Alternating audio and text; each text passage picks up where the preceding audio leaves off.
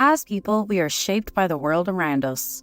From the moment we're born, our families, schools, hobbies, and things like TV, films, and social media influence how we think and feel about so many things, including ourselves. While much of this can be helpful, some of it might not be, and might cause us to think and believe certain myths or stereotypes.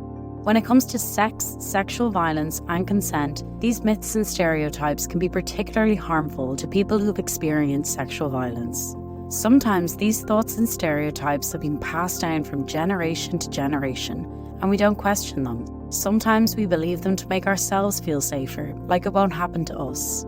Just like we are shaped by the world around us, we also play a part in shaping our own worlds. Our thoughts and opinions have the power to influence how other people think and feel. All of this is why we need to talk about consent and sexual violence, so we can think about why we have certain opinions. Is it because of the way sexual violence has been spoken about in the news? Is it because of something we saw in a film, or a conversation we heard someone having? When we want to have a chat about consent and sexual violence, it can be hard to know where to start, but it doesn't always have to be heavy or intimidating.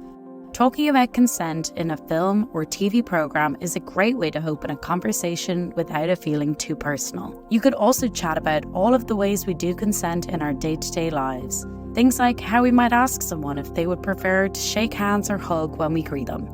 It's important to remember that some people might not want to talk about consent, and that's okay. For some people, it might be painful or difficult. If someone lets you know they don't want to engage, then don't push them on it.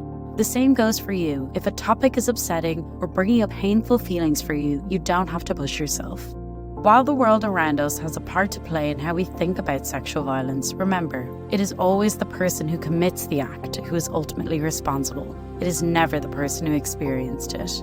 Through talking about consent, we can create a society that stands up against discrimination and sexual violence. The more we talk about it, the easier it will get.